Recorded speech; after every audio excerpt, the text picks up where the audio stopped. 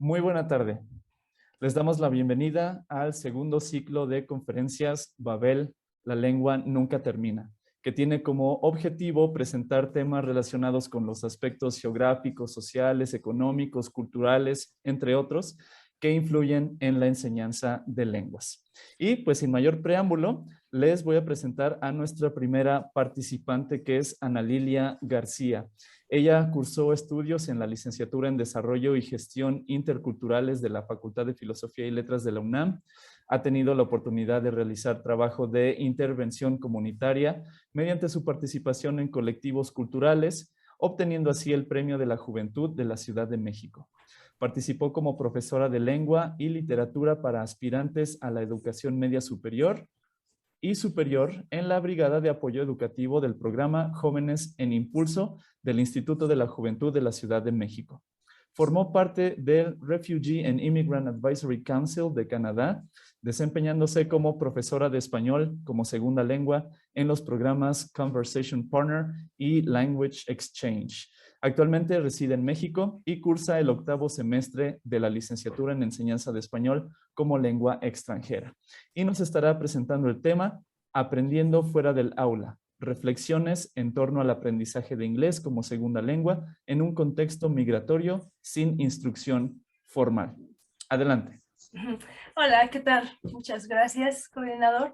Y bueno, para empezar quisiera agradecerle a la coordinación de la licenciatura por brindarnos a los estudiantes la oportunidad de interactuar en este tipo de cuestiones académicas. Y bueno, voy a compartir mi pantalla para mostrar una pequeña presentación y así dar inicio a...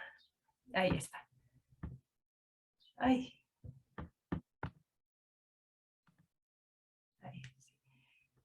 Es posible visualizar la presentación, ¿verdad? Sí. Ok, muchísimas gracias. Bueno, me gustaría iniciar la presentación leyendo el título de mi propuesta.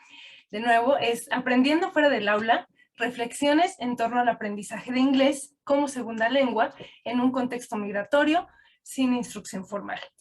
En principio me gustaría comentar que este trabajo es pretendía ser mi propuesta de tesis, todavía no sé si me voy para allá, pero todavía no está terminado, es una propuesta.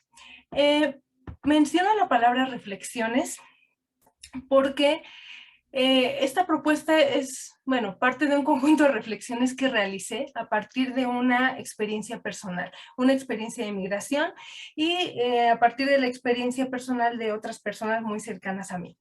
En este sentido, como estudiante de la LICEL, justamente me dio como que la licenciatura me dio las herramientas justamente para analizar mi propio proceso. Es ahí de donde surgen estas reflexiones y me pareció una excelente oportunidad de transformar una experiencia personal en una experiencia académica. Es por eso que decidí trabajar esta propuesta. Voy a partir de una serie de reflexiones iniciales que fui realizando poco a poco. La primera de ellas es la inherente relación que existe entre la migración y el aprendizaje de lenguas, en este caso el aprendizaje de inglés. Esto no solamente cuando nos enfrentamos a lenguas completamente ajenas a nuestro sistema lingüístico, ¿no? Esa relación también existe incluso cuando estamos en contacto con nuestra misma lengua, pero con diferentes variantes.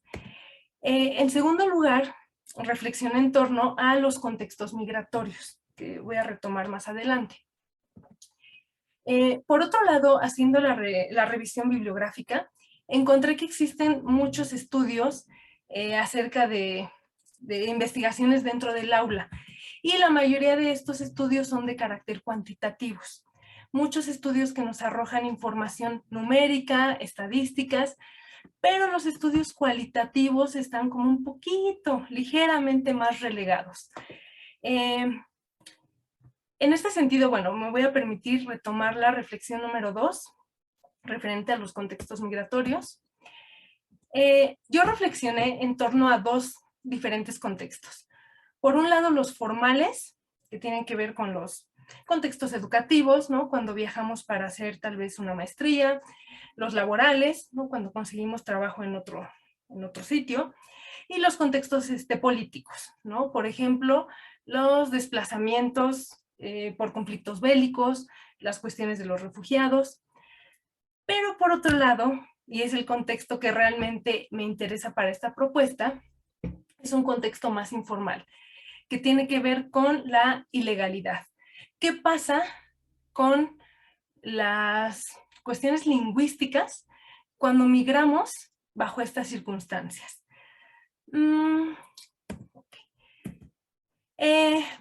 Me parece que la ilegalidad trae como un fuerte estigma normalmente, ¿no? Como un estigma social, un estigma lingüístico, vaya, estigmas de muchos tipos. Estos estigmas creo que se traducen en la falta de acceso. ¿La falta de acceso a qué? Bueno, en primer lugar, a programas de integración cultural.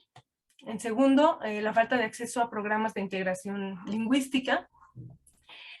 Vaya, hay lugares, por ejemplo, como Los Ángeles, como Chicago, donde las comunidades lingüísticas hispanas están muy cohesionadas. Pero en este caso de mi propuesta, yo planteo trabajar con un lugar en Canadá, pero donde la comunidad hispana apenas está llegando, donde estos procesos migratorios tan fuertes, por ejemplo en Estados Unidos, en este lugar están apenas gestándose. Entonces las comunidades están muy poco, o la comunidad hispana está muy poco cohesionada. Entonces, sumando la ilegalidad, la falta de programas de integración cultural y lingüística, ¿qué es lo que le queda al migrante? Esto que aparece aquí. La experiencia cotidiana como forma de aprendizaje, en este caso del inglés, ¿no? Entonces a los migrantes les queda aprender la lengua de manera natural, en contexto totalmente, y vaya, rigiéndose bajo pues, sus propias estrategias. Bien, esto para mí fue muy importante preguntarme, entonces, ¿qué pasa con estas personas? Justamente estas personas que, dadas sus circunstancias, no tienen la oportunidad de acceder a la instrucción formal, como lo dice mi título. ¿Cómo aprenden estas personas que carecen de acceso? Y bueno, todo esto me condujo a hacer una serie de reflexiones metodológicas en torno a cómo haría yo para rescatar esta experiencia de los migrantes. En este sentido planteo, bueno, un estudio de carácter cualitativo en el que me gustaría utilizar a la entrevista como forma de recolección de la información. Pero ¿qué me gustaría trabajar? Me parece muy importante darle peso a las experiencias de los migrantes, a la experiencia personal como forma de análisis, como forma de recolección de la información. No tanto una investigación numérica, no tanto una investigación que arroje estadísticas, sino una investigación que arroje percepciones, actitudes, experiencias, ¿no? ¿Cómo fue que un migrante ilegal vivió su propio proceso lingüístico, ¿no? ¿Cómo lo puede expresar? ¿Cómo lo sintió? En ese sentido, pues me parece que un estudio más cualitativo podría ayudarnos a trabajar estas cosas como con, no sé si sea arriesgado decirlo, pero bueno, con mayor profundidad quizás que un estudio cuantitativo. Bueno, como les decía en un principio, esta propuesta parte de una experiencia personal. Entonces me permití realizar ya algunas reflexiones hipotéticas que me fueron dando un hilo de por dónde podría yo agarrar mi investigación. En primer lugar, me di cuenta que cuando se migra en estas condiciones de ilegalidad, se da mucho la resistencia socioafectiva. Es decir, una resistencia que está relacionada con factores más psicológicos, con factores sociales, culturales, que se ve íntimamente ligada con ¿cómo decirlo?, con la eficacia o con el éxito del aprendizaje en este caso, del inglés. Cuando se tiende a tener esta resistencia dentro de la cultura receptora, generalmente la interacción se deja en segundo plano. Y en primer lugar aparece la necesidad de cubrir ciertas necesidades, o más bien la necesidad de comunicarse para cubrir necesidades muy puntuales, como quizás buscar comida, como quizás transportarse, ¿no? Donde la interacción ya más, quizás a un nivel más social, no sé cómo expresarlo, se deja un poco de lado. Bueno, esto conduce al individuo a tener que establecer sus propias estrategias lingüísticas, ¿no? Este número 2 lo puse en color clarito porque me parece que ya sería un poco arriesgado agarrar mi trabajo desde esa perspectiva, porque creo que ya sería ahondar en cuestiones incluso sintácticas o cognitivas, que me parece que dan pie para una investigación u otra investigación mucho más amplia. Pero bueno, lo que sí es parte de estas reflexiones que hice son las estrategias culturales, ¿no? Que el migrante, ¿qué tiene que hacer? Pues establecer sus propias estrategias culturales, porque no hay un mediador que lo guíe en torno a cuáles son las formas de vida, las cosmovisiones, las cuestiones pragmáticas, ¿no? Como el agradecer, las cuestiones de, sí, más culturales en torno a la cultura meta. Entonces, pues al migrante le toca echar a andar su propio bagaje cultural para tratar de integrarse en una nueva cultura. Y esto fue una de las partes que a mí me parecieron más interesantes en torno a estas reflexiones, porque de manera inconsciente el migrante reconstruye su identidad de manera cotidiana. ¿Por qué? Ante esta falta de cohesión que yo les comentaba, ¿no? De estos lugares donde la migración es un fenómeno muy, muy novedoso, pues vaya, pues le toca echar a andar todo el tiempo esta construcción, ¿no? Es como esta bardita que es la identidad. Híjole, es estarle quitando tabiques todos los días y poniéndole nuevos tabiques, incluso de manera inconsciente o de manera consciente, que es lo que voy a mencionar a continuación. Ay, me da mucha pena porque busqué mucho esta cita, se las debo y la voy a investigar. Alguna vez leí una cita que decía, la identidad no se piensa hasta que se pone en peligro. Entonces me llegó mucho esa cita que no logré encontrar, porque me parece que hace mucho sentido con esto de lo que estoy comentando. Cuando sentimos nuestra identidad, en este caso, bueno, cultural, lingüística, peligrando, pues ¿qué nos queda? Pues órale, ¿no? Pensar en ella e incluso a veces hasta trabajarla conscientemente, como les decía. De ahí viene este fenómeno que a mí me pareció muy interesante, que es la hiperidentificación cultural, así lo denominé, que es, en palabras de Gardner y Lambert, una especie de miedo a la asimilación. ¿Qué es esto de la hiperidentificación?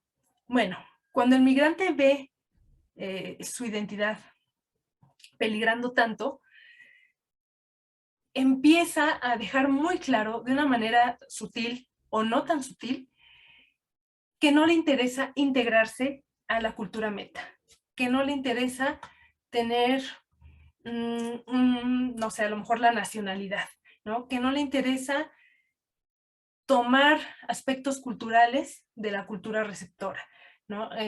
Utiliza su lengua continuamente, incluso en contextos donde hay poca interacción en su lengua materna, ¿no? Es esto, busca o tiene una necesidad consciente de demostrar o de demostrar su cultura, de hacerla visible. Bueno, en este sentido, todas estas reflexiones me hicieron darme cuenta que mi propuesta gira en torno, después de hacer una revisión bibliográfica, que bueno, mi propuesta gira en torno a analizar los factores socioafectivos relacionados con el aprender inglés en los contextos migratorios, ¿no? Básicamente hablar sobre el miedo, sobre cómo influye la motivación, la apertura, la distancia social, el deseo de aculturarse, ¿no? Y cómo todos estos elementos intervienen en la eficacia o en el fracaso incluso del proceso de aprendizaje de una lengua, en este caso del inglés. Y bueno, para concluir mi intervención, todo esto tiene un sustento teórico.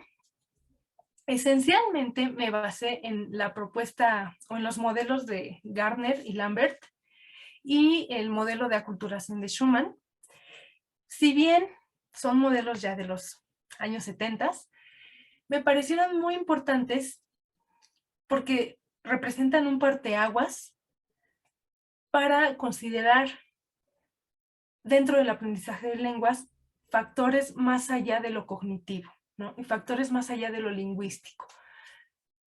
Cómo estas cuestiones de motivación, ¿no? Cómo el contexto, los factores sociales, los factores afectivos, intervienen de manera directa, creo yo, en el aprendizaje de una lengua, ¿no? Y en la eficacia, digamos, de este aprendizaje. Y bueno, esta es básicamente la base de mi sustento teórico. Y pues con esto concluyo mi intervención. Aquí están mis referencias. Filce. Y pues muchas gracias por escucharme. Muchas gracias, Ana Lilia, por este interesante tema y esperamos que puedas concluir tu investigación y que pues tal vez en un futuro se convierta en un trabajo de titulación. Gracias.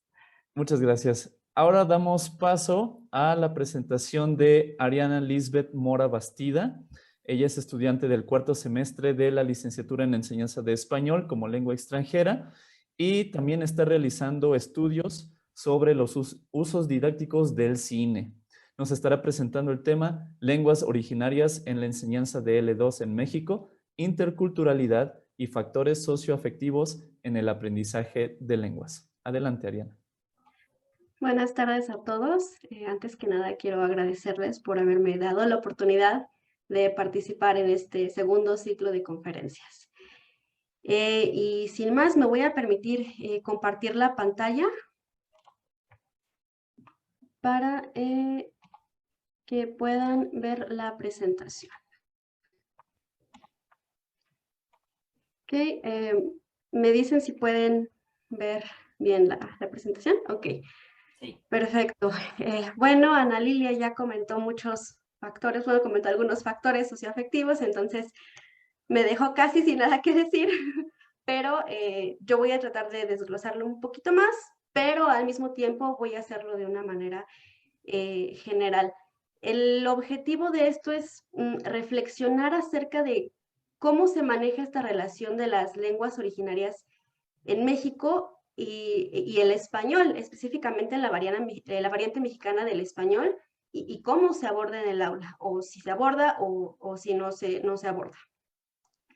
Surgió también de reflexionar sobre experiencias de conocidos que estudian la variante del español ibérico. En España, muchas escuelas en sus cursos de español también hablan sobre el valenciano, sobre también distintas variantes del español, ¿no? Se tratan estas lenguas que también existen en el territorio. Recordemos que pues en España hay una situación de diglosia, ¿no? Pensé, ¿por qué no trabajar este tema? Pero en el aspecto de México. Para entender todo esto, voy a comenzar por abordar el por qué algunos alumnos adquieren la segunda lengua con más eficacia, quizás con más rapidez que otros alumnos. Es cierto que cuando se adquiere una lengua intervienen factores biológicos y cognitivos que sí son importantes, pero si tomamos en cuenta que la lengua tiene una evidente naturaleza social, pues entonces los factores socioafectivos tienen pues gran peso en ello. Estos factores pues serían las actitudes, la distancia social, la distancia psicológica y por supuesto la motivación. La motivación pues se trabaja en los aspectos educativos, no solamente en la enseñanza de lengua, sino en la enseñanza en general. Bien, hay algunos modelos que nos pueden ayudar a entender cómo funcionan estos factores socioafectivos. Uno de ellos es el modelo socioeducacional, ya lo mencionaba por ahí, y básicamente nos dice que el contexto social, las actitudes, la motivación y también el rendimiento académico son factores que pueden favorecer el desarrollo de la lengua meta. Básicamente, este modelo dice el contexto social influye directamente en las actitudes, que pueden ser positivas, negativas, y por supuesto también en la motivación. De acuerdo con este modelo, la motivación puede ser, por un lado, integrativa y por otro lado, instrumental.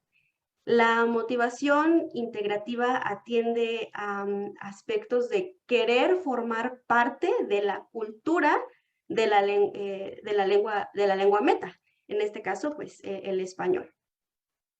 Por otro lado, la motivación instrumental tiene que ver más con aspectos meramente comunicativos. En este sentido, comunicativo se refiere a poder hablar con otras personas y darse a entender, y hasta ahí llega. Sin embargo, quiero comentar que estos dos tipos de motivación, más allá de excluirse, deben trabajar de manera paralela porque tanto uno como otro son sumamente importantes. Hay otros tipos de motivación, eso los trabaja Ausubel, bueno, ya en el 76, ya tiene rato, pero pues sigue teniendo un gran peso. Los tipos de motivación que él distingue son la motivación intrínseca y la motivación extrínseca. La motivación intrínseca se favorece por la pulsión cognitiva. ¿Qué es esto de la pulsión cognitiva? Es básicamente ese interés, esa satisfacción por la mera acción de aprender. Por otro lado, la motivación extrínseca se estimula más por motivos externos, ¿no? Quizás el alumno quiere ganar estatus, quiere ser reconocido y quiere evitar el fracaso. Pues este tipo de motivación es la que, pues, usualmente genera estrés en el alumno, ¿no? Y el estrés, pues, no es muy positivo cuando se está adquiriendo una lengua. De hecho, lo que se busca en el aula es que la motivación intrínseca sea la que está más desarrollada, por supuesto. Ahora bien, el modelo de la aculturación, y ahí van a ver los dibujitos que igual les puedo ayudar a entender este concepto. El modelo de la aculturación nos puede ayudar a entender la parte de la distancia social y la distancia psicológica. Estas distancias básicamente nos indican en qué medida el alumno desea aculturarse, o sea, en qué medida busca adoptar rasgos culturales, rasgos psicosociales de la cultura receptora. La distancia social tiene que ver, Ana Lilia ya lo comentaba, sobre la aceptación o el rechazo de la cultura de la lengua meta. Si hay aceptación, por supuesto que va a haber interacción con los hablantes y entre más interacción haya, más input. Y entre más input, pues más efectiva será la adquisición de la lengua. Por otro lado, la distancia psicológica tiene que ver más con factores internos como el temor, la ansiedad, la motivación, por ejemplo, y este tipo de distancia es el que puede generar un choque cultural, choque lingüístico, ¿no? El temor del hablante porque no quiere resolver problemas usando la lengua meta, porque siente obsesión, siente que las palabras del español no expresan lo que piensa, como lo haría en su lengua materna. Entonces, teniendo en cuenta esto, podríamos decir que si hay una distancia psicosocial, yo así la junté, psicosocial, si es amplia, pues entonces va a haber un proceso de epiginización. De acuerdo con Da Silva y Signoret, esta epiginización significaría que la lengua, la adquisición de la lengua no se desarrolla más allá de las primeras etapas, sino que se estanca. Pero ¿qué pasa si la distancia psicosocial es pequeña, es chiquita? Pues entonces la adquisición va a ser más eficaz, más significativa. Ahora, ¿qué pasa con este rollo de la interculturalidad? Porque pues ya dije que la cultura es importante, que hay que acercarse a la cultura de la lengua meta, pero bueno, entonces para hablar de eso hay que hablar de interculturalidad. Pero como el tema es muy amplio, entonces me voy a remitir a conceptos muy sencillos, muy básicos, respecto al aprendizaje de lenguas.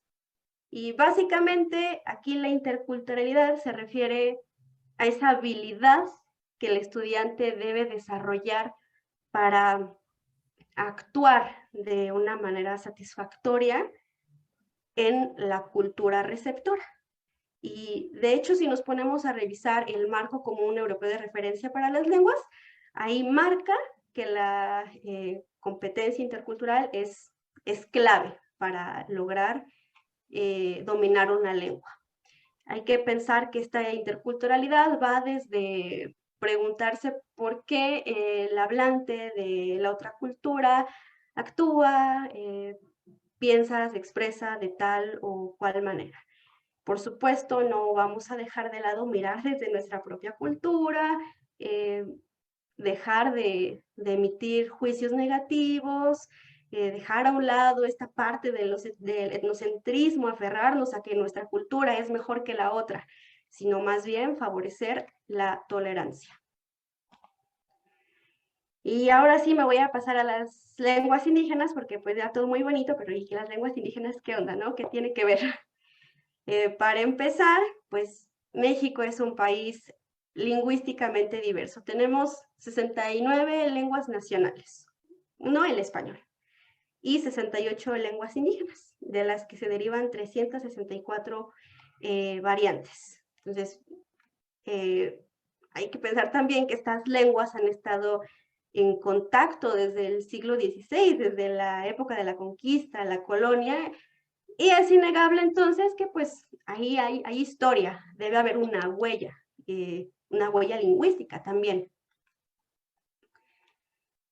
Entre lo que se ha estudiado, entre muchas posibilidades, lo que se ha encontrado es que el léxico indígena es el que está más presente, bueno, está muy presente en el léxico del español en México.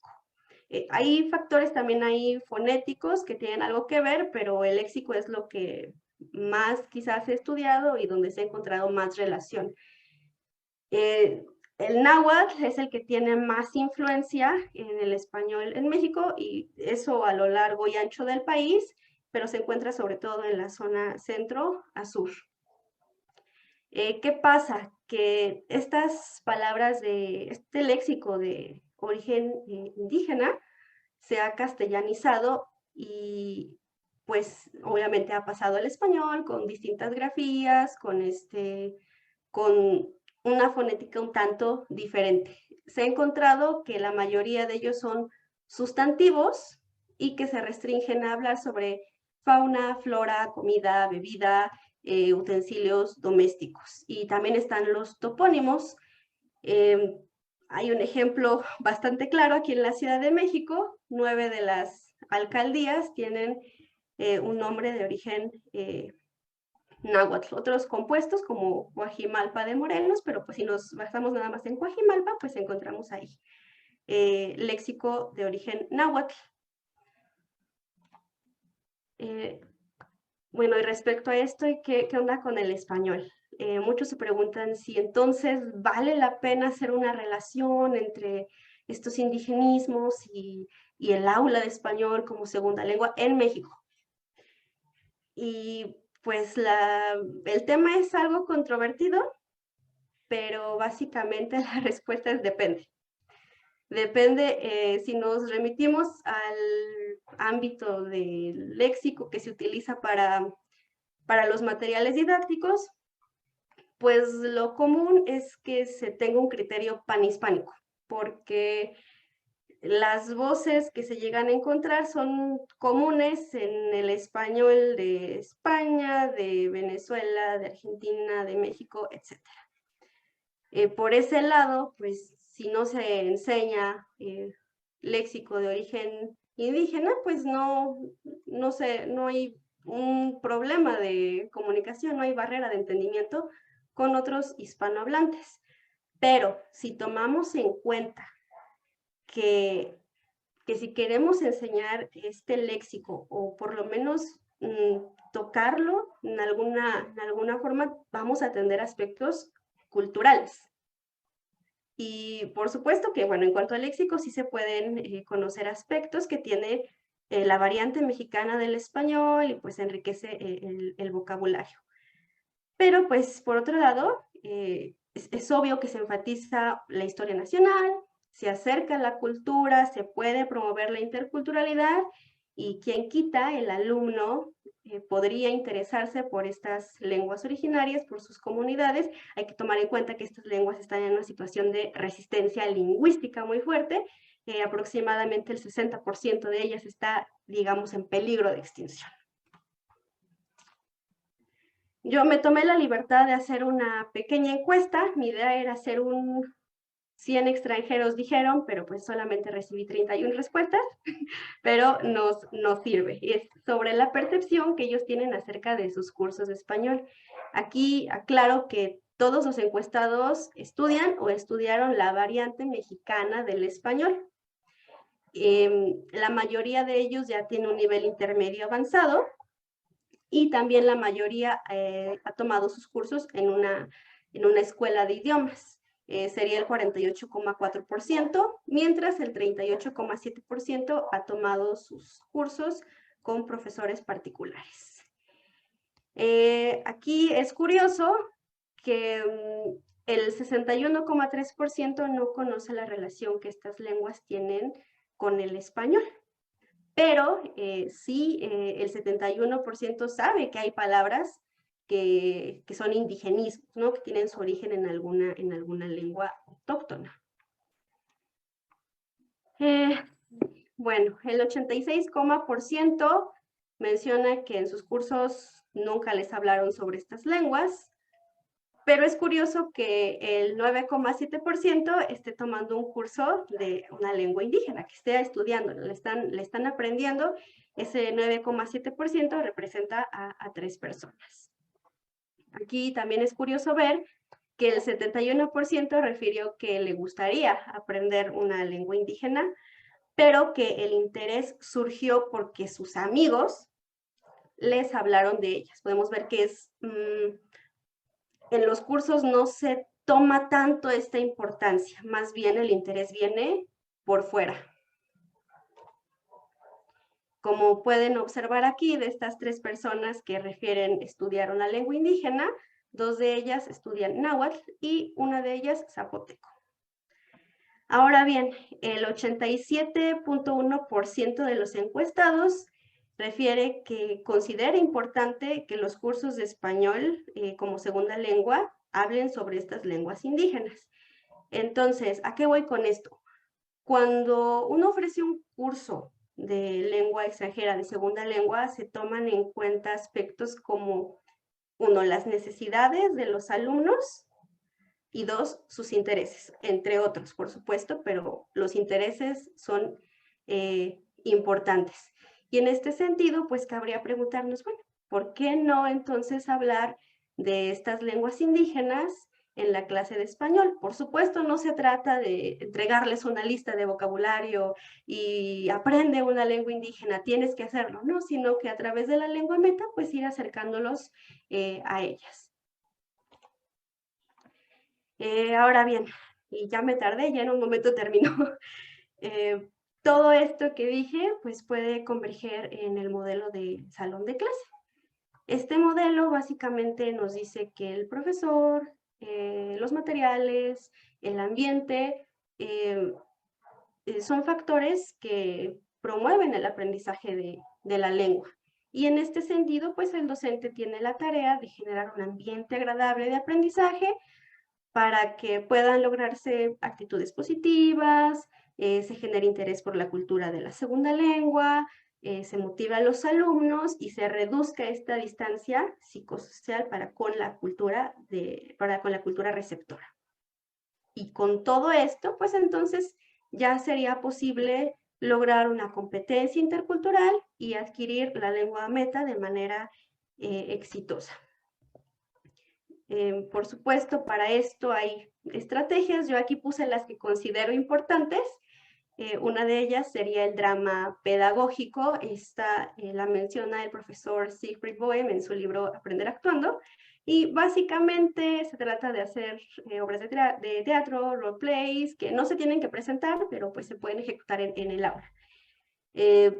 Estas actividades, por un lado, potencializan las habilidades comunicativas de los alumnos y por el otro, mantienen la motivación arriba. Entonces, en esta estrategia podría incluirse pues léxico indígena presente en el español o aspectos culturales de México, ¿no? Otra estrategia sería la proyección de películas, las visitas a museos, plazas, mercados, pueblitos, donde están en contacto directo con la cultura, con los hablantes. Y por supuesto, pues no vamos a dejar de lado el empleo de materiales como revistas, las grabaciones casuales, donde se escuche cómo es que hablan verdaderamente las personas en la cultura receptora. Y ahora sí, ya para terminar, este es un ejemplo muy sencillo. Se me ocurrió una unidad didáctica que hable sobre salud y nutrición, ¿no? Donde se enseñan aspectos culturales de México, como la comida a través de México, y este texto que tomé de Silvia Rendón del Instituto Nacional de Antropología e Historia está en lengua meta, pero además en negritas pues, se ve el vocabulario que tiene origen en alguna lengua indígena, y está el ejemplo del comal, el metate, el chile, los charales, que también charal pues no es un vocablo español. Creo que de esta manera pues se podría abordar, uno, pues la lengua meta, dos, el interés por la cultura, y tres, esta parte del léxico indígena y su relación con el español. Y bueno, pues eso sería todo y no me queda más que agradecerles por su valiosa atención y su tiempo. Muchas gracias.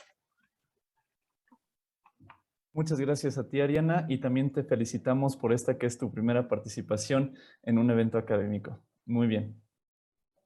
Ahora damos paso a nuestra última presentación, que estará a cargo de Eddie Fernando Chan Fernández. Él estudió la licenciatura en lengua inglesa por el Colegio de Estudios Universitarios del Mayab. Tiene la especialidad en docencia por la Universidad Autónoma de Yucatán. Ha sido profesor de italiano y francés en la Secretaría de la Juventud del Estado de Yucatán. También fue profesor de español en París y actualmente es profesor de inglés en el sector privado. Asimismo, realizó una estancia de investigación en el año 2019 en España en la Facultad de Ciencias acerca de las competencias docentes que debe adquirir el profesorado en formación de lenguas extranjeras.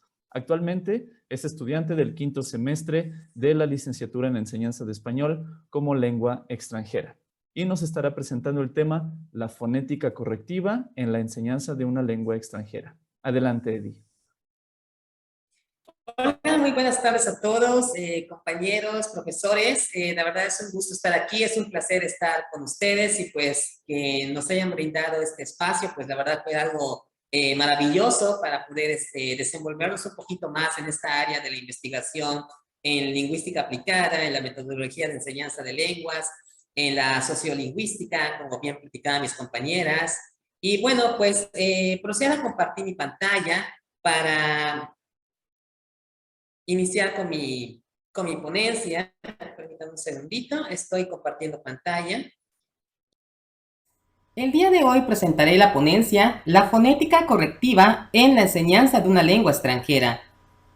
Primeramente, antes de definir en concreto qué es este término de fonética correctiva, debemos definir primeramente qué es la fonética.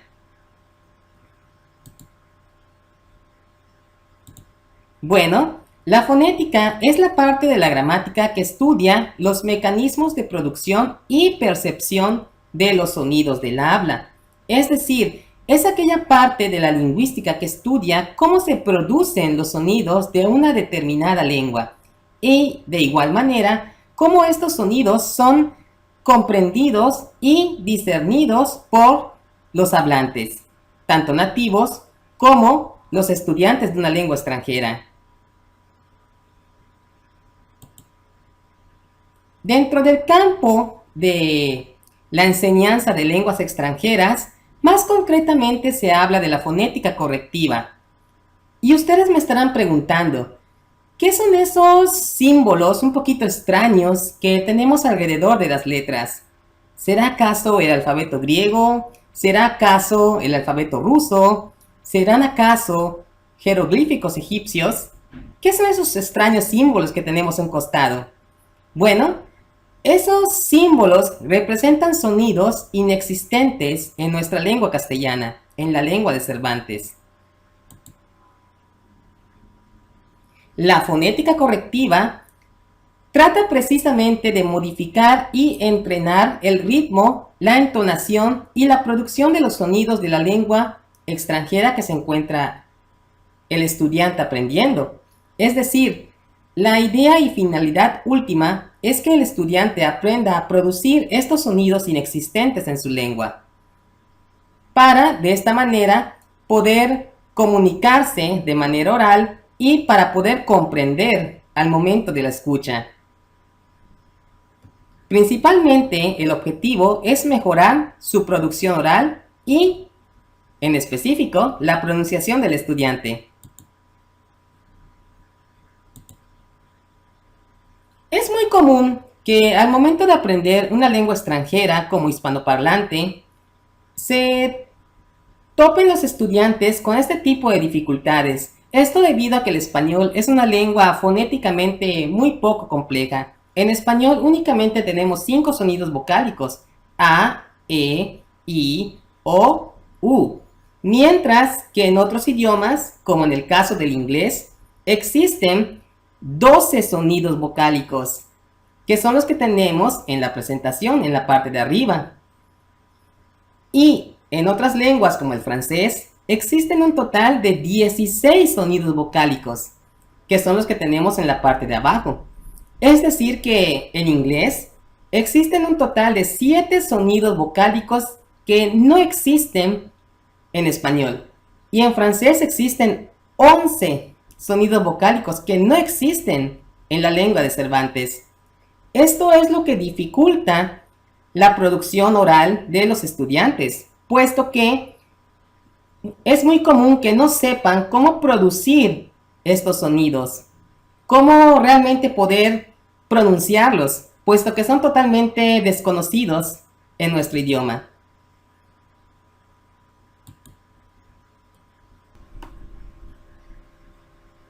Es aquí donde entra la fonética correctiva, cuya función, precisamente como se ha mencionado, es la adquisición de los sonidos de la lengua meta. Observemos el siguiente ejemplo. Hola, muy buenos días a todos. El día de hoy vamos a aprender cómo formular ciertos sonidos vocálicos en inglés, comenzando con la vocal A. La vocal A, cuando se encuentra entre dos sonidos consonánticos, se pronuncia de la siguiente manera, colocando los labios y la lengua como para decir una A, pero pronunciando una E. Por ejemplo, cat, sat, glad. Por otra parte, cuando la letra A se encuentra de manera aislada, es decir, sin estar delante de otra consonante, esta se pronuncia de la siguiente manera, colocando los labios como para decir una E, pero pronunciando una A. Por ejemplo,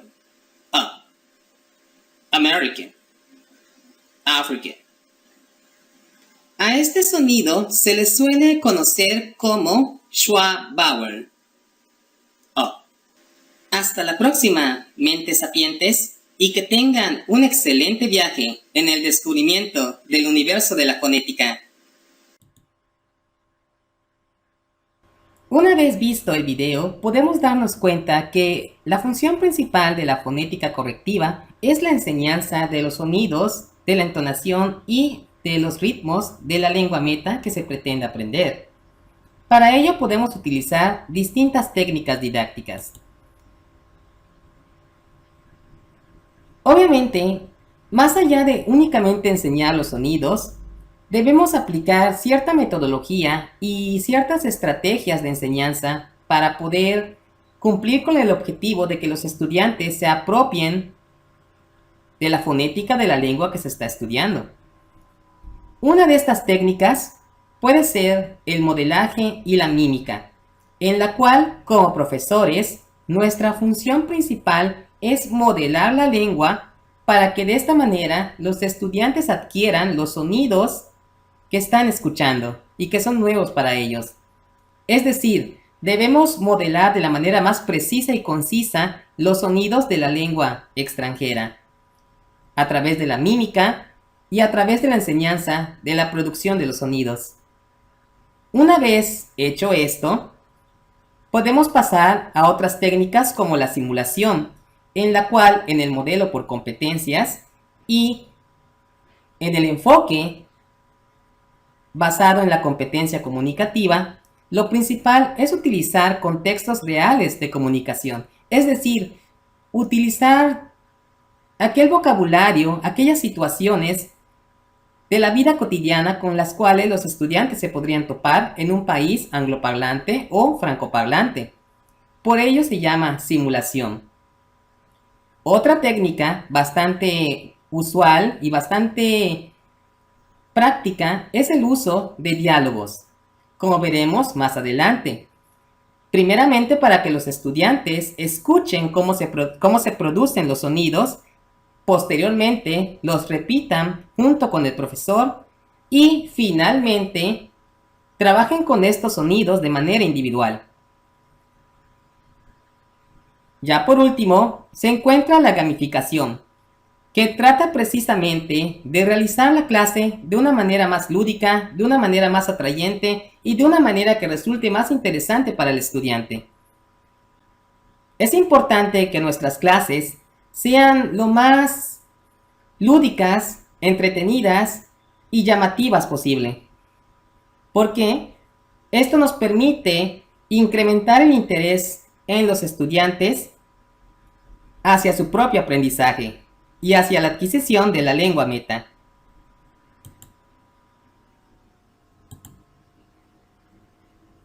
Observemos el ejemplo de la técnica de diálogos, el uso de diálogos para la fonética correctiva. En este ejemplo tenemos un discurso de la vida cotidiana que puede ser dado en cualquier contexto o situación en un país angloparlante o francoparlante. En este caso tenemos este diálogo en la lengua meta, que es el francés. Primeramente, el profesor modelará la lengua y los estudiantes escucharán y repetirán los diálogos que se encuentra presentando el profesor. Por ejemplo, Bonjour, comment tu t'appelles? Bonjour, je m'appelle Chloé, et toi? Enchanté Chloé, je suis Eddie. Enchanté de vous rencontrer, Eddie. Comment ça va, Chloé? Ça va bien, merci. De esta manera, en una primera instancia, los estudiantes se acostumbran a relacionar la pronunciación con la escritura.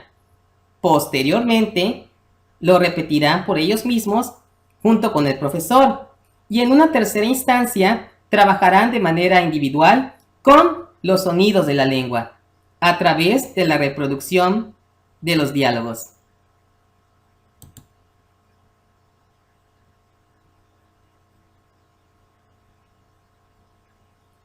Como podrán darse cuenta, la función última de la fonética correctiva es la adquisición del ritmo, la armonía, la entonación y la pronunciación de la lengua meta.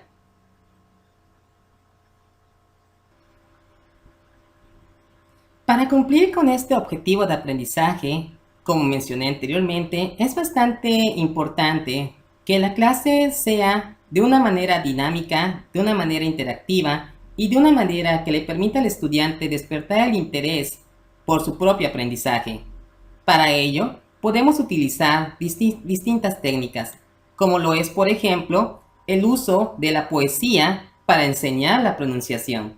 De esta manera, al estudiante se le hará bastante más interesante el aprendizaje de los sonidos y de la fonética de la lengua meta. Vamos a observar el siguiente video como ejemplo. On dit que le français est la langue de l'amour.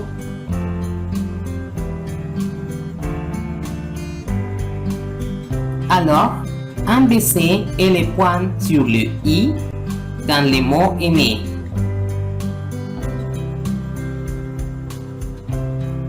Même si dans les mots aimés ne sont aucun i. Et voici les points.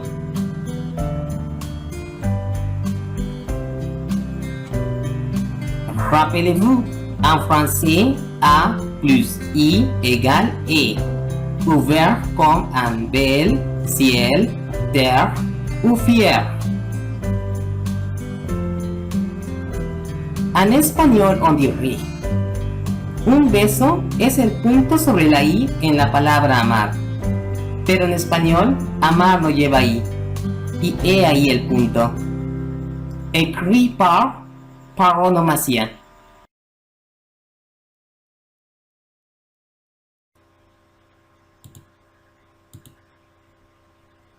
Como podemos darnos cuenta, en este caso estamos utilizando la literatura, la poesía, para la enseñanza de la fonética. Esto hace que la clase sea más interesante y resulte más atrayente e innovadora para los estudiantes. Y de esta manera, incremente su interés por su propio aprendizaje.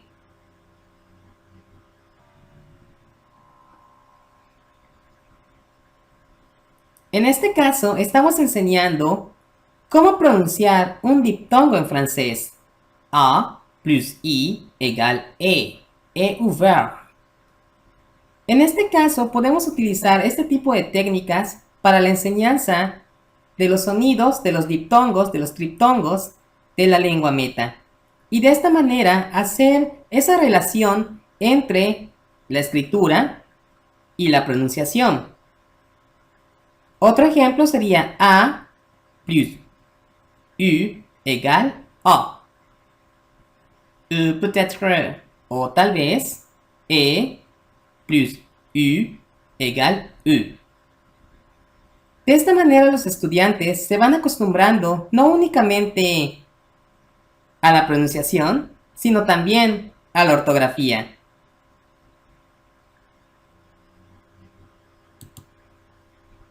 Finalmente, ya para concluir, les dejo este aforismo.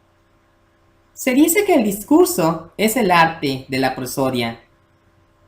La prosodia es el arte de la pronunciación.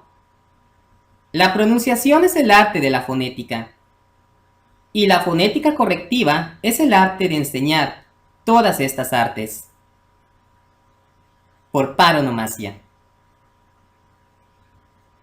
Bueno, hasta aquí la ponencia del día de hoy con respecto a la fonética correctiva correspondiente a esta parte bastante interesante en la metodología de la enseñanza de lenguas extranjeras. Espero que esta pequeña ponencia les ayude a mejorar, les ayude a innovar y les ayude a desarrollar sus técnicas y estrategias para la enseñanza de la pronunciación. Hasta la próxima. Muchas gracias por su atención.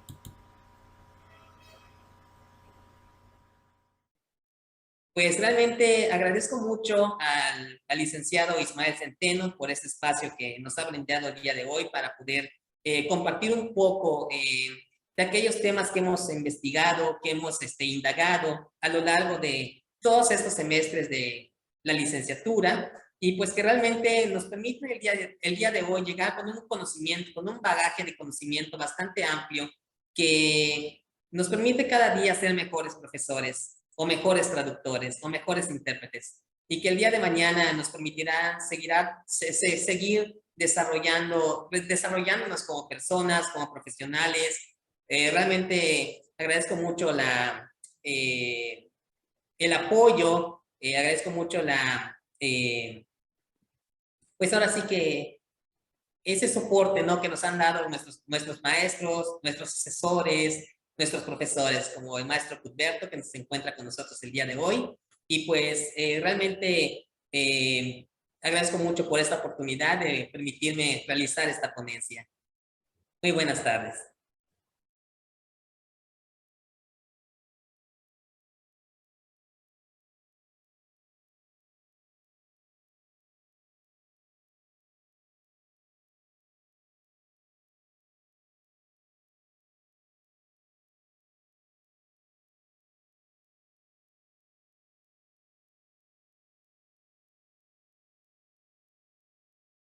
Buenas tardes, somos mi compañera Quetzal, Centli Quetzal Torres Terrones, y su servidora Lady Janine Shakurchak. A continuación les vamos a presentar nuestra ponencia que se llama La enseñanza de una lengua pluricéntrica. El caso del español. Primeramente está aquí el contenido, pueden observar lo que vamos a plantear.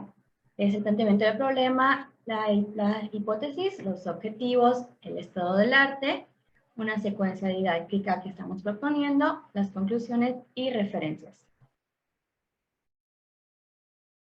Como planteamiento del problema, nos encontramos que en la enseñanza de idiomas, el concepto de pluricentrismo suele dejarse de lado. Es decir, solamente se toman en cuenta las variedades que se consideran neutras o históricamente prestigiosas, y esto le resta valor e importancia a las demás. Nuestra hipótesis es que si el alumno adquiere conciencia sobre el pluricentrismo, entonces podrá ser capaz de reconocer otras variedades, aprenderlas, incorporarlas y aplicar ese conocimiento lingüístico y extralingüístico en diversas circunstancias. Es decir, no solamente que tengan en la mente que existe una variante, sino que hay más y puede incluso interesarse en ellas. Por eso es que nuestros objetivos en esta presentación es primeramente explicar brevemente el concepto del pluricentrismo, luego presentar una secuencia didáctica. Esta va a enseñar al estudiante diferentes variantes de la lengua española e incentivar el interés por ellos. Y finalmente, confirmar la importancia de incorporar este concepto en la enseñanza de idiomas. Bueno, antes de mostrarles nuestra propuesta de actividad, es importante definir qué es. Seguramente muchos no han oído hablar de esto, no tienen una idea muy exacta de lo que es. Entonces empecemos por la definición, ¿no? Para Bernardes, el pluricentrismo es la existencia de más de una norma lingüística cuyo uso está extendido en algunas zonas geográficas que pueden estar alejadas entre sí, ¿no? Es decir, la existencia de más de una norma. Para Paul, por otro lado, es la tendencia natural de las lenguas a diversificar sus normas, ya que cada una manifiesta una identidad social propia de cada grupo geográfico. ¿no? Es decir, la lengua cambia, la lengua no es la misma en todas partes, ¿no? Cada una en cada región tiene sus particularidades y hay que reconocerlas, porque es parte de la identidad de ese lugar. Y para Garatea, el pluricentrismo va a existir desde el momento en que se aceptan estas normas. Tienen campos distintos de aplicación como el literario, ortográfico, nacional, regional, y van a establecer una jerarquía entre ellas. Así se asegura la diversidad regional y nacional del hispanohablante, ¿no? Una vez más, el tema de la identidad es importante. Bien, ahora vamos a pasar con la secuencia didáctica. Este es un primer borrador, ¿no? Falta ponerlo a prueba en el salón de clases y veremos variantes léxicas, diferencias entre pretérito y pretérito perfecto, conjugación verbal de ustedes y vosotros, la segunda persona, singular y plural, y la pronunciación según dialecto. Vamos con la primera parte. Entonces, en las variantes léxicas vamos a ver que hay cosas, objetos que tienen otro nombre según el lugar en el que te encuentres, ¿no? Lo que queremos es que el estudiante descubra estas diferencias y entonces proponemos que complete esta tabla. Lo que va a hacer es una búsqueda en internet para ver cómo se le dice a lo que se ve en la imagen según el país indicado, ¿no? Porque varía el cómo se le dice. Por ejemplo, en México a las palomitas, al camión, al hot dog, pero verá cómo se dice también en Argentina, en Cuba, y también le permitirá pues explorar el buscador en el idioma extranjero que esté estudiando, en este caso el español. Otra cosa importante es establecer diferencias entre pretérito y pretérito perfecto, porque en América y España se usan de manera distinta. En América nos sirve el pretérito para indicar que una acción ya está terminada, pero no importa el momento del pasado del que se hable. Por ejemplo, hoy comí chilaquiles con mis amigos, antes de la pandemia comí chilaquiles con mis amigos. Pero en España usan el pretérito perfecto para hablar de una acción terminada en un pasado reciente. Por ejemplo, hoy he comido chilaquiles con mis amigos. Entonces proponemos la siguiente actividad. Para que practiquen ambos usos, van a describir todo lo que hicieron ese día en la mañana, primero usando el pretérito indefinido y posteriormente el pretérito perfecto. También van a tener que prestar atención a las formas verbales irregulares, porque sabemos que en el pretérito son muchas, y en el caso del pretérito perfecto, recordar las formas de participio irregulares que forman parte del tiempo compuesto.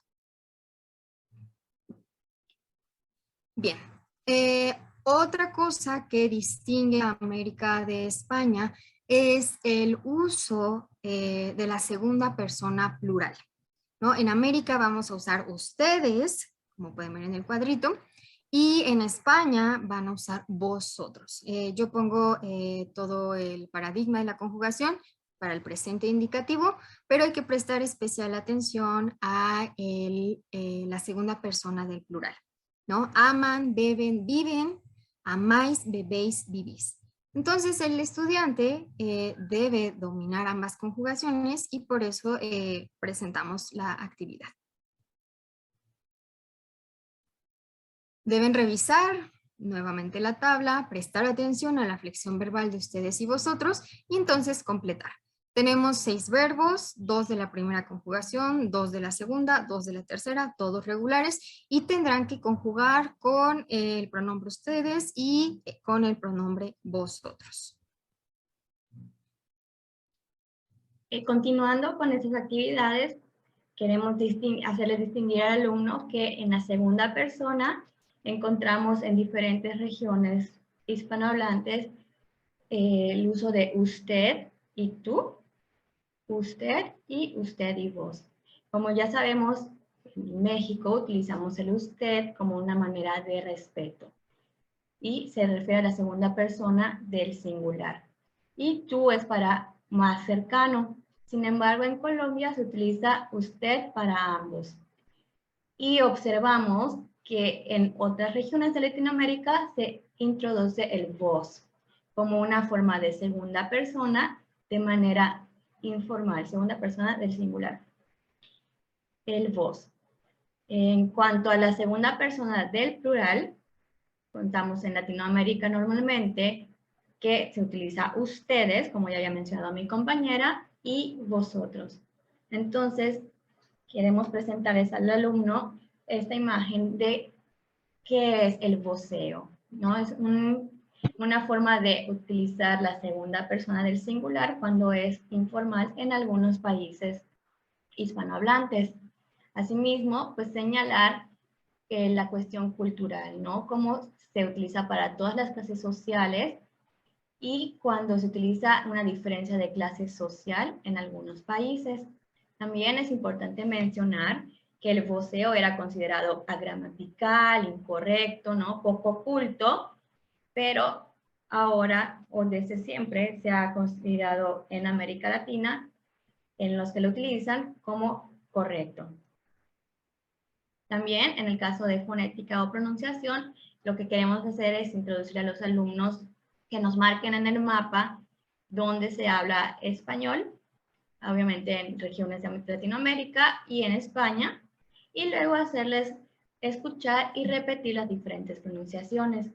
Por cuestiones de tiempo no podemos poner todas las pronunciaciones, pero escribimos las transcripciones fonéticas, como por ejemplo, tenemos dentro de nuestro mismo país, en el centro hacia el sur, tenemos esta pronunciación de Chihuahua, y en el norte podemos incluso encontrarnos con Chihuahua, y que los alumnos nos hagan esas observaciones. También tenemos el caso de sushi en el centro al sur del país y sushi, que al fin y al cabo no cambia el significado, solamente son alófonos.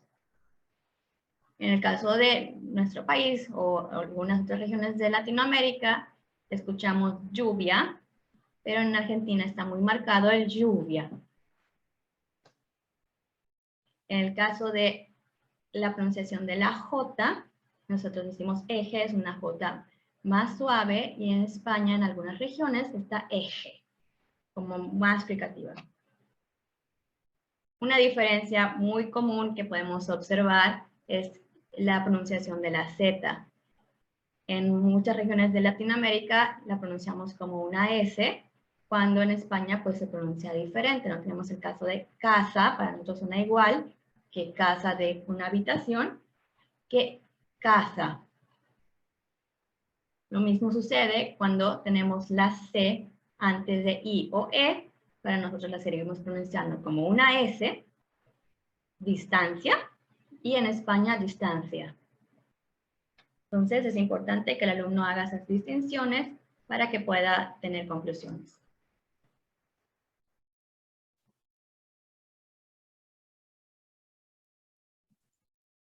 Bien, después de esta pequeña presentación, pues tenemos nuestras conclusiones.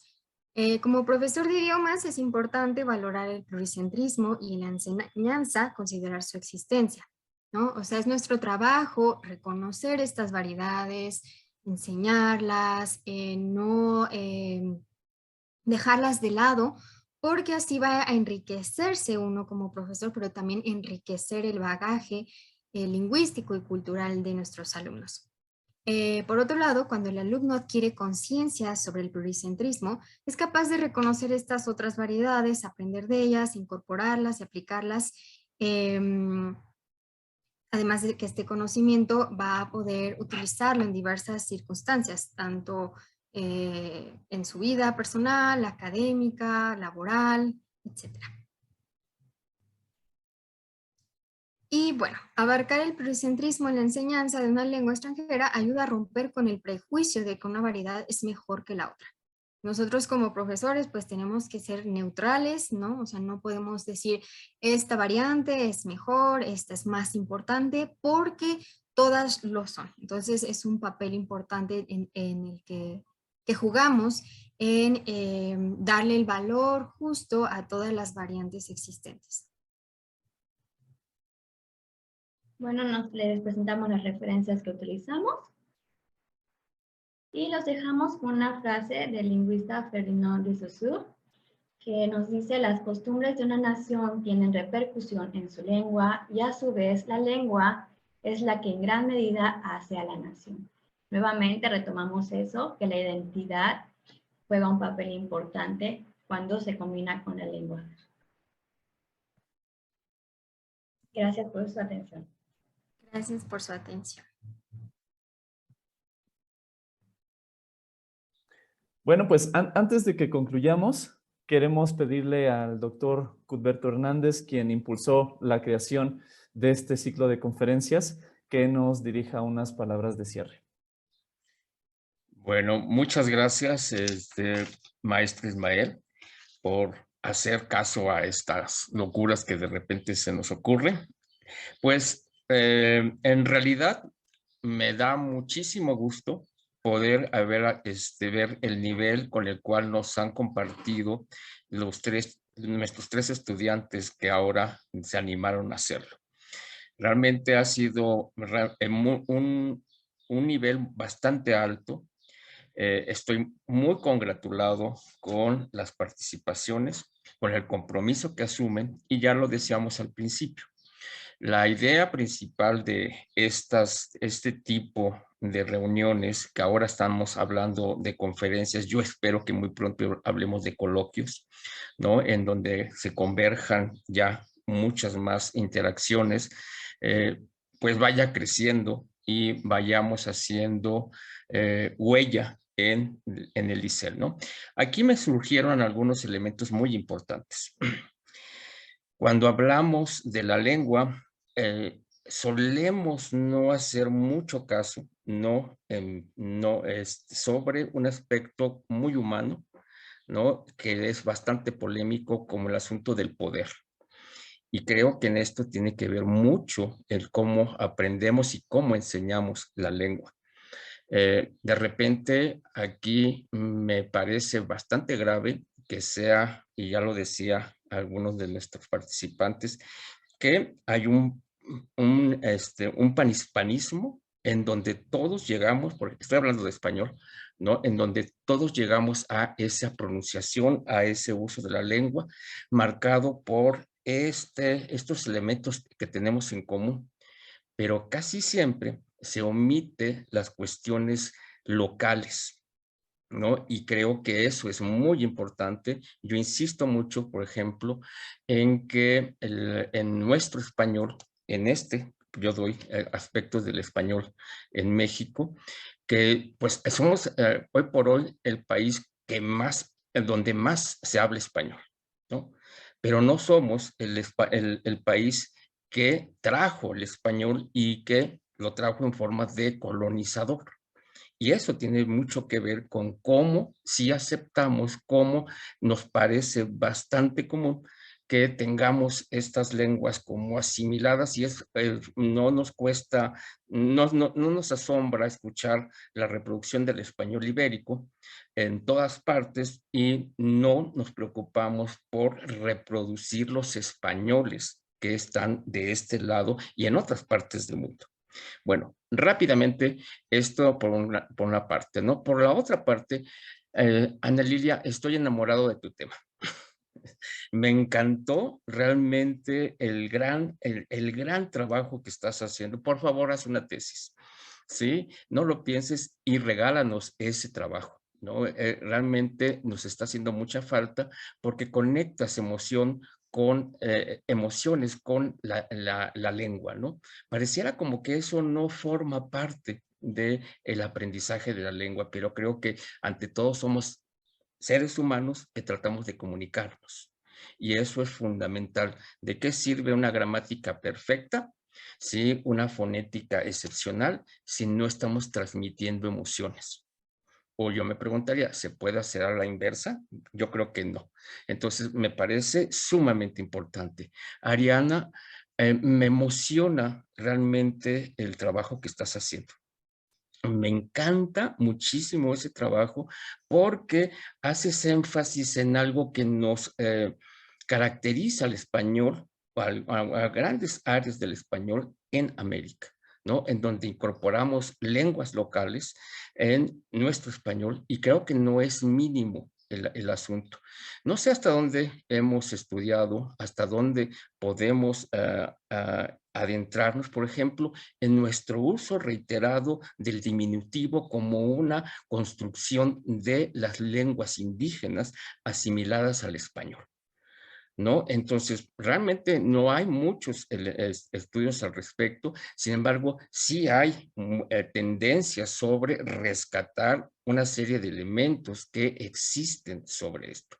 O emociones, ¿no? Emociones como apapachar, que la palabra que tiene este origen indígena, ¿no? Pero que además no es difícil ubicarlo en una lengua de nuestro español, ¿no? Este español que se habla en todas partes, de poderlo llevar. Y esto me recuerda, por ejemplo, a la famosa palabra esta de saudade en portugués, ¿no?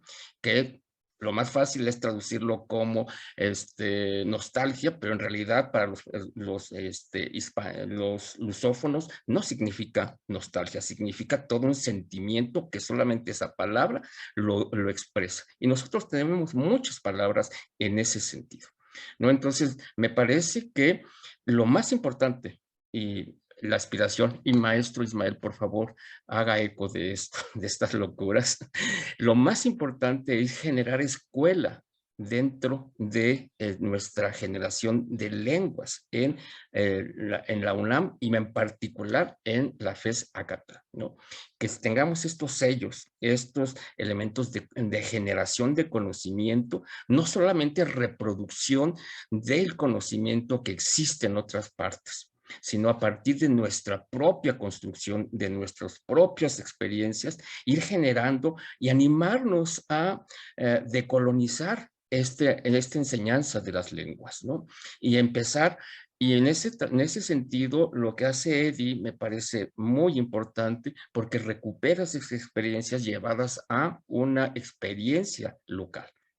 Ana Lilia, regreso contigo porque en realidad este tipo de trabajo de llevarlos, hace falta recuperarlos y pues enriquecerlos con una amplitud de experiencias, de conocimientos y de teorías. Me encantó el manejo de teorías, esto que ustedes tienen, porque yo también doy clases en relaciones internacionales y allá nos cuesta mucho trabajo poder identificar las teorías y ustedes lo hacen con una fluidez impresionante y eso es algo muy meritorio. Por eso insisto en que esto no se puede quedar solamente en un mero encuentro en donde nuestro viernes lo dedicamos a esto. No, no, yo creo que puede ser muchísimo más enriquecedor, mucho más profundo, más productivo que nos genere justo lo que queremos generar. Esta aventura de poder ir creando escuela dentro de lo que nosotros estamos haciendo. No quiero cansarlos, estoy muy emocionado. Apenas en enero hicimos la primera edición, ahora tenemos nuestra segunda edición y yo espero que el próximo enero tengamos nuestra tercera edición muchísimo más nutrida, subiendo siempre de nuestros niveles que siempre han estado muy altos y pues no me resta más que agradecer el eco de nuestro coordinador, el maestro Ismael Centeno, de que nos ha escuchado y nos ha abierto las puertas de la LICEL para poder hacer este tipo de reflexiones. ¿No? Agradecer, por supuesto, a nuestro jefe de división, al doctor Roberto Hernández, por también apoyarnos y tal vez, maestro Ismael, dentro de estas motivaciones, y aprovechando que hay una revista del SUAYET, podríamos invitarlos a participar con sus trabajos, claro, dándoles las directrices que nos piden allá, porque sería muy, muy interesante empezar a compartir el enorme trabajo que ustedes ya tienen desarrollado e insistir, ¿no? En esta antigua tradición de hacer tesis, ¿no? Porque creo que eso es lo que nos refleja como estas generaciones con manejo de tecnologías altísimos, con nuevas perspectivas, pero con viejas tradiciones dentro de la investigación. Muchísimas gracias, muchas felicitaciones a quienes nos enriquecieron con sus participaciones y pues bueno, ya me quedo callado porque si no sigo aquí y insisto, Isaac, por ahí estás, maravillosos trabajos el que ha hecho Isaac, Lisbeth también, excelentes trabajos los que han presentado. Muchas gracias, maestro, y pues bueno, felicidades y un gran aplauso a sus trabajos.